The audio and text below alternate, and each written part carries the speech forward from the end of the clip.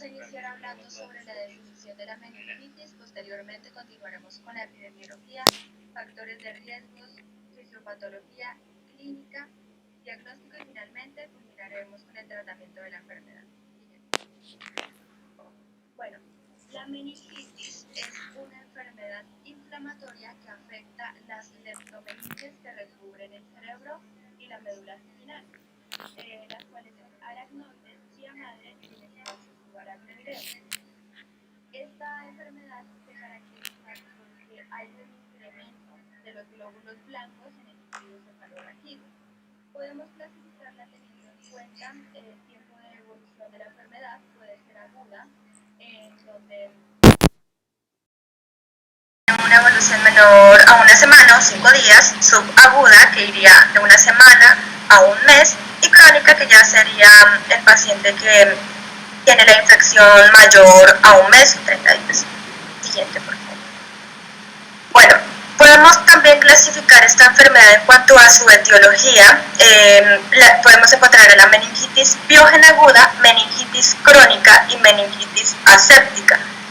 La meningitis biógena aguda tenemos que tener en cuenta que el principal agente causal de esta es el Streptococcus pneumoniae, que afecta a la población en general. También la etiología de este tipo de meningitis encontramos a Neisseria meningitidis y Listeria monocytogenes.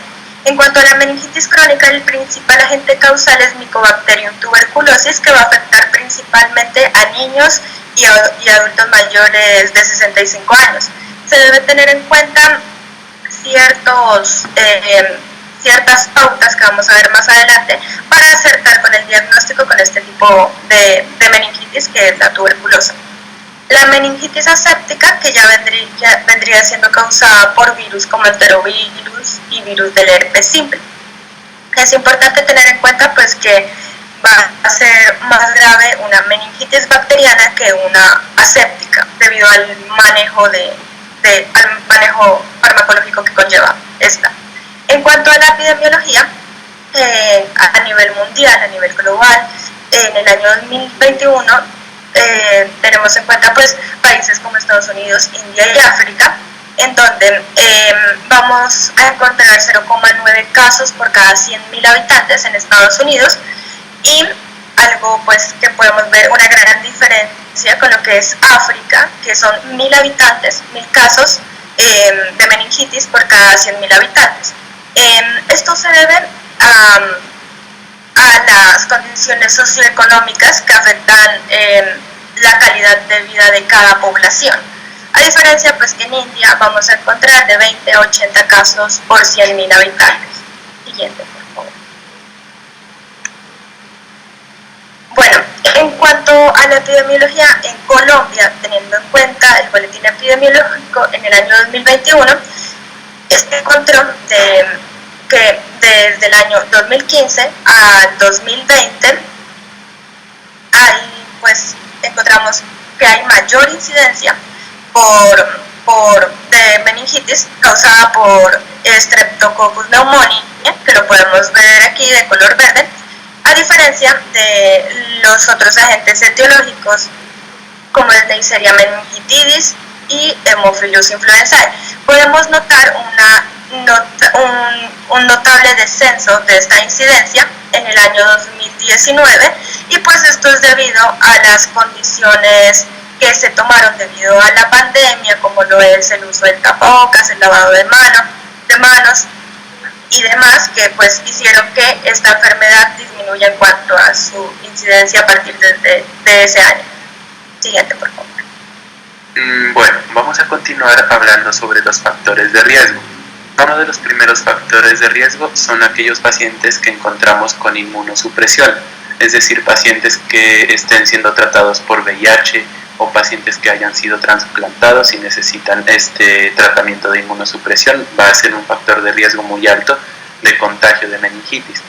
También otro factor de riesgo es estar cerca de una persona que tenga meningitis. Es una exposición reciente a alguien con meningitis, va a ser un factor de riesgo importante. De igual forma, el uso de drogas inyectables, debido a que se comparten estas inyecciones y la sangre contaminada de la persona puede pasar a otra. También en el caso, por ejemplo, de traumatismo cráneoencefálico reciente, debido a que la proximidad del cráneo con las meninges cerebrales lo que hacen es que sea muy fácil que se contagie fácilmente o se produzca una infección a nivel de la herida. O podemos encontrar también como factor de riesgo presentar otitis o sinusitis de forma reciente debido a que la proximidad de estas estructuras, tanto del oído como de la nariz, con la lámina cribosa del etmoides que vemos acá en la imagen, es un factor predisponente debido a que en esta zona no hay meninges, entonces es más fácil de que entre el virus por aquí y produzca la meningitis. Entonces, en cuanto a los factores de virulencia que tienen los diferentes microorganismos para poder atacar y poder adherirse a la estructura y poder ingresar al cuerpo, tenemos, por ejemplo, que Streptococcus pneumoniae tiene una cápsula de polisacárido que lo que permite es evitar que sea fagocitado. O tenemos, por ejemplo, Neisseria meningitidis, que tiene el pili y el lipopolisacárido que ayudan más que todo a realizar el proceso de adhesión a las mucosas. Y así otros microorganismos que contienen, por ejemplo, cápsulas, flagelos, entre otros factores de virulencia.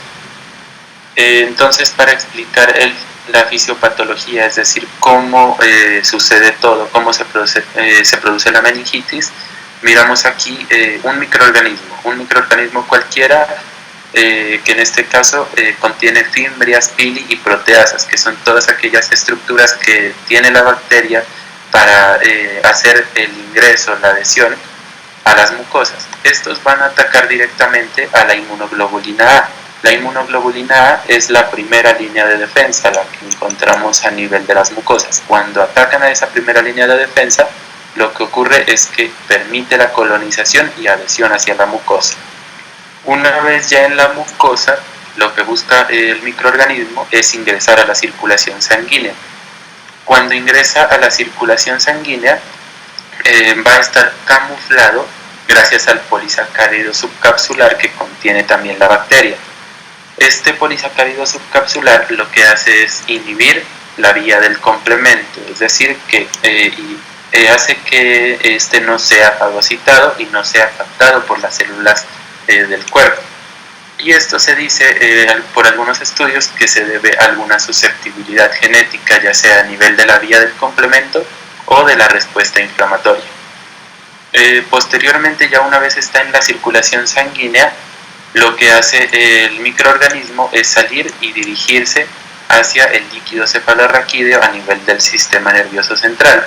Aún no se ha determinado por medio de qué proceso lo puede realizar, pero algunas teorías lo dicen que lo puede hacer por medio de transporte transcelular, paracelular, o como lo vemos aquí en la imagen, por medio de un fagocito infectado, o por una combinación de estos mecanismos.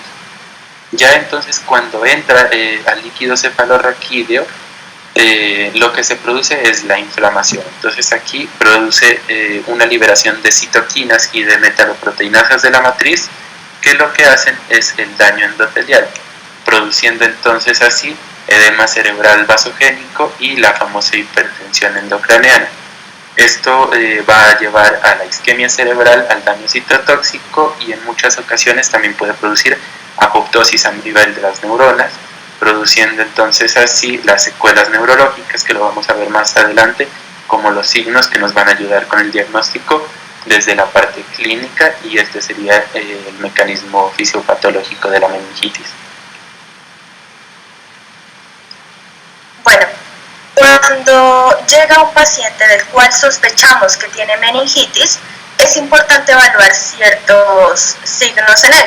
Sin embargo, se debe tener en cuenta que estos signos tienen una menor sensibilidad y mayor especificidad. Lo que quiere decir es que un paciente que tenga meningitis, o sea, si presentan los síntomas, si no presentan los síntomas, no descarta que el paciente no tenga la patología. Entonces, encontramos el signo de Joule Accentuation, el cual consiste en girar rápidamente la cabeza. Se le pide al paciente que la gire y tiene que hacer ese movimiento aproximadamente de 2 a 3 veces por segundo. Entonces, si el paciente ya refería cefalea y se acentúa la cefalea con el movimiento, este sería positivo. También encontramos el signo del trípode, el cual consiste en que se le pide al paciente que con sus miembros, que se siente, y entonces al ser positivo, él va a usar sus miembros superiores para poder apoyarse, y también va a presentar la cabeza con una extensión hacia la parte posterior, lo que es un signo de rigidez de nuca. El signo de Kerning consiste en que el paciente en el cúbito dorsal se le eleva uno de los miembros inferiores, y él no lo va a poder mantener extendido, sino que va a realizar flexión de ese miembro. También el signo de Brudzinski, el cual consiste en que el paciente está en decúbito dorsal y se le eleva la cabeza. Entonces, al elevar la cabeza, el paciente va a recoger sus piernas, y aquí va a ser positivo por esto y por la rigidez de nuca, que va a hacer que se dé el signo. Siguiente. Bueno, en cuanto a los signos y síntomas, es importante tener en cuenta 3 escenarios con el paciente que tiene meningitis. El paciente clásico presenta una triada meningia, la cual consiste en cefalea, que algunas veces el paciente refiere un dolor tan intenso que su forma de expresarlo es con un grito. O sea, el paciente llega gritando. A esto se le denomina grito meningio. También el paciente presenta fiebre, que puede ser aguda o subaguda, y rigidez de nuca por el daño neurológico que hay. Otro de los escenarios es el paciente con absceso cerebral, que vendría siendo pues más grave que el anterior, y el cual va a llegar con cefalea, fiebre y déficit focal neurológico. Ya el escenario al que pues se debe cuidar para que el paciente no llegue a porque es grave, es el paciente con hipertensión endocraniana. Este paciente presenta vómito en proyectil y refiere diplopía. Esta diplopía por la hipertensión endocraniana, que va a hacer que haya una compresión en el canal de Dorelo, y pues esto va a comprimir al sexto par, lo que causa la diplopía, y se podría generar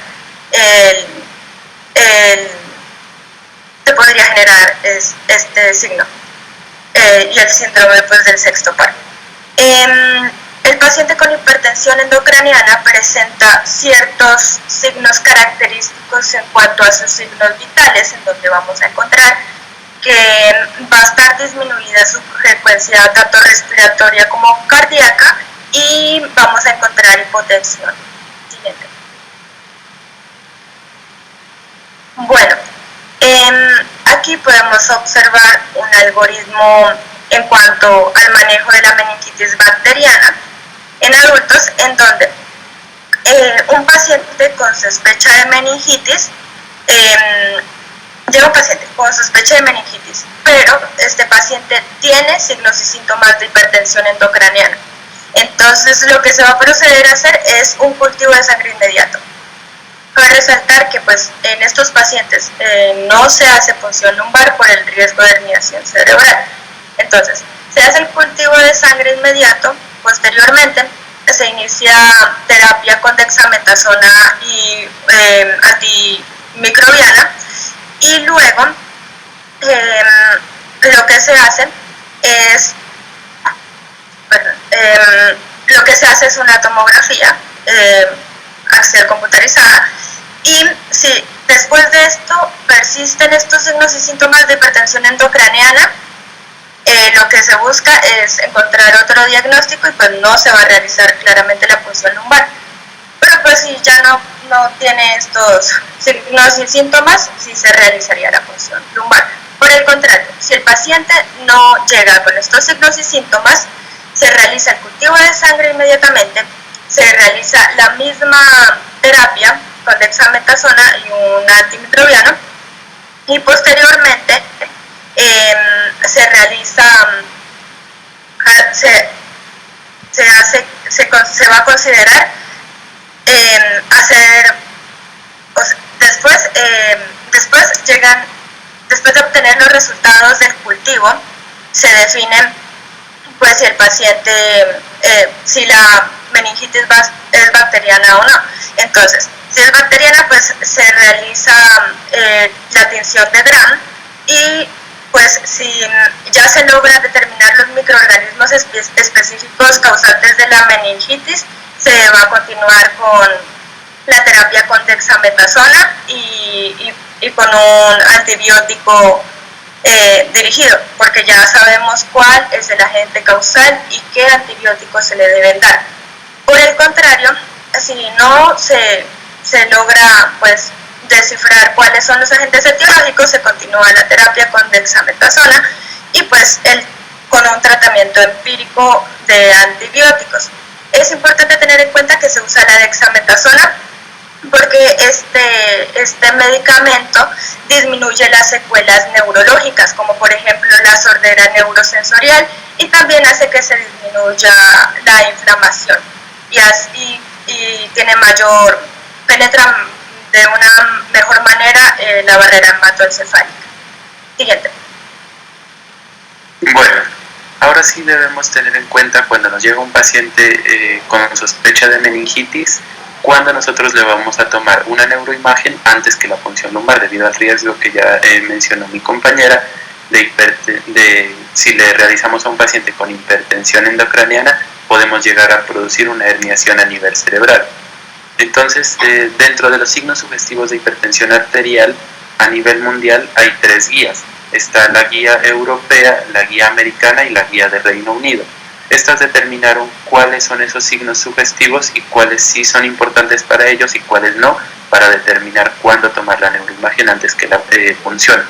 Dentro de las indicaciones está, por ejemplo, que el paciente haya tenido una crisis epiléptica reciente, que tenga algún tratamiento en el cual el paciente se encuentre inmunosuprimido, que en cuanto a sus antecedentes tenga alguna enfermedad a nivel del sistema nervioso central, que en el momento presente papiledema a nivel ocular, que presente déficit neurológico focal o que presente alteración de la conciencia, que se mide con la escala de Glasgow.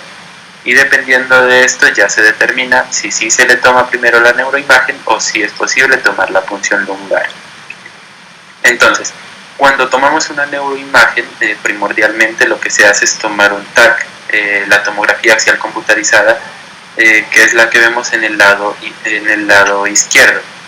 Como lo vemos aquí, lo que se observa es el realce leptomeningeo, esto debido a la inflamación a nivel de las meninges y del espacio subaracnoideo, lo vemos acá.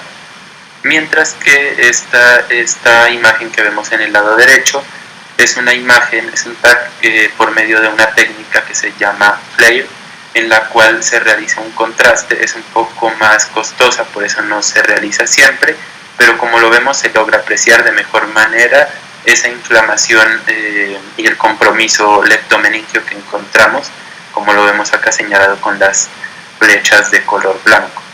Y pues esto nos va a permitir detectar si hay complicaciones neurológicas de la meningitis. En el caso donde sí se tome la punción lumbar, entonces viene algo que es el análisis del líquido cefalorraquídeo. Este nos va a permitir detectar si la meningitis es de tipo bacteriana, si es de tipo viral o si es de tipo tuberculosa. Por ejemplo, si vemos el aspecto a nivel del líquido cefalorraquídeo normal, vamos a encontrar un líquido claro. Muchos de los libros semiológicos lo describen como un líquido en cristal de roca, mientras que, por ejemplo, una meningitis de tipo bacteriana lo encontramos más turbio y más purulento, a diferencia del viral, que lo vamos a encontrar claro y lo vamos a diferenciar por medio de otros puntos. En cuanto a la meningitis tuberculosa, se encuentra un aspecto característico de esta, que es el signo del velo de novia, como lo vemos acá en la imagen. Se ve esta parte en cuanto al líquido como un velo de novia, y es característico de una meningitis tuberculosa. Otro de los aspectos a mirar es los niveles de proteínas. Normalmente el líquido cefalorraquídeo debe contener pocas proteínas, de 10 a 45. Cuando tenemos una meningitis bacteriana, esta puede o no estar aumentada en proteínas. Puede que haya o no hiperproteinorraquia. En cuanto a la meningitis viral, estas proteínas se van a aumentar, pero no de forma exagerada, y algo sí muy característico que nosotros vamos a ver en la meningitis tuberculosa es que hay una hiperproteinorraquia muy alta. En cuanto a la glucosa, debemos tener en cuenta que un líquido cefalorraquídeo normal contiene 50 miligramos sobre decilitro de glucosa. Cuando nosotros en el líquido cefalorraquídeo encontramos menos de 50 o hasta 0, lo vamos a asociar a una meningitis bacteriana. ¿Qué quiere decir esto? Se disminuye la glucosa porque las bacterias se consumen la glucosa, y esto es lo que hace que se disminuya la glucosa de la meningitis bacteriana. A diferencia de las meningitis virales, vamos a encontrar una glucosa normal porque los virus no consumen la glucosa, y la meningitis tuberculosa mucho menos de 50, incluso más que las meningitis bacterianas por otros microorganismos, porque tuberculosis es la que más consume glucosa. En cuanto a los tipos de células, vamos a ver que pueden haber normalmente linfocitos o mononucleares grandes. En cambio, si nosotros miramos una meningitis bacteriana, la presencia de polimorfonucleares neutrófilos va a ser característica de esta. Mientras que si miramos la meningitis viral y la tuberculosa, debido a que tienen los microorganismos que la causan tienen mecanismos intracelulares, va a haber un predominio de células de tipo linfocitario. Y las que es lo que determina que sea turbio o no, en el caso por ejemplo de las bacterianas, es de 50 a más de 100.000.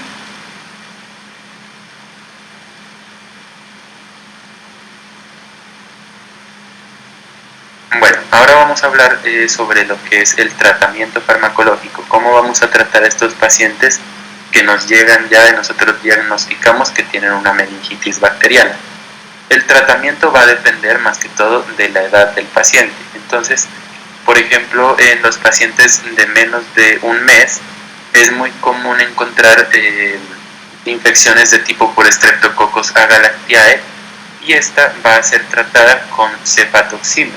Es importante aquí usar la ampicilina, que va a ir contra Listeria monocitogenes, y el cefatoxima para Streptococcus agalactiae, y no usar la ceftriaxona, porque la ceftriaxona va a producir en los niños hiperbilirrubinemia y los vamos a ver ictéricos. Entonces, para evitar esto, les vamos a dar cefotaxima. Y ya para el tratamiento del resto de las edades, de 1 a más de 50 años, el tratamiento siempre va a ser la vancomicina acompañado de una cefalosporina de tercera generación, como lo es la ceftriaxona. En este caso ya no hay problemas con la hiperbilirrubinemia.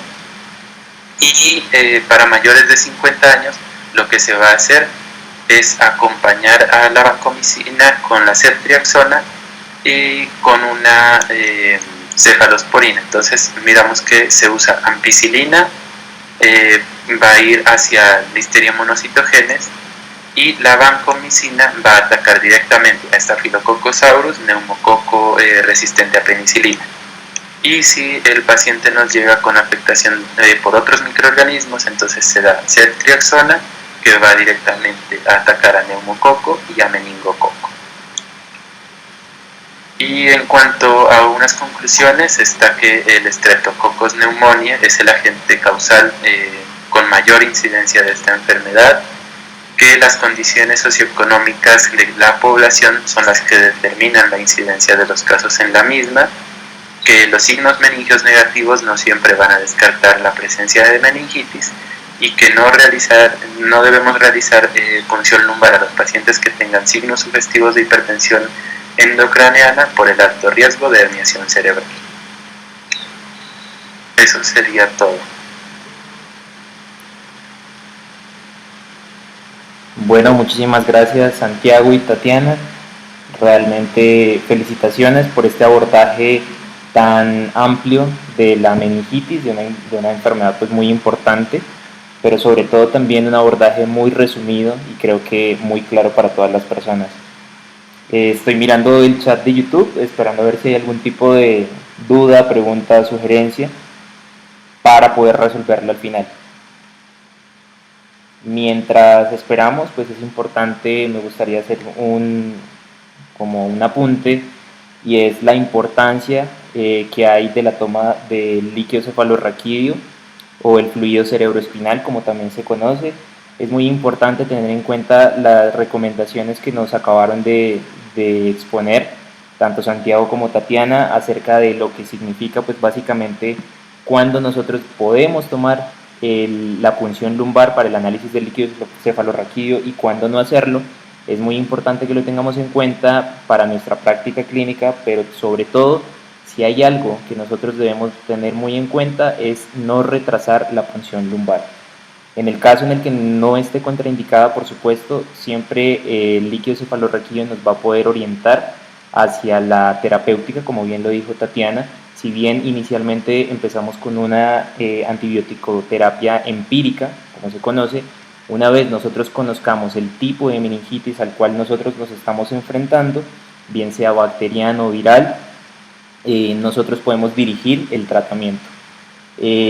Otro punto importante sería hablar acerca de la vacunación, de la importancia que ha tenido la vacunación contra el neumococo. Sobre todo, pues hemos visto que la incidencia de la meningitis en los niños menores de 5 años se ha visto disminuida, y esto ha sido gracias a la parte de la vacunación, y es muy importante que nosotros también tengamos en cuenta esto en el primer nivel, y sobre todo fomentemos la vacunación en ese sentido. Por acá en el chat de YouTube simplemente veo felicitaciones y agradecimientos a los expositores. Entonces, pues no siendo más, realmente les agradecemos nuevamente, Tatiana y Santiago, por tomarse el tiempo para brindarnos esta gran exposición, y también a las personas que estuvieron mirándonos. Muchísimas, muchísimas gracias, de verdad.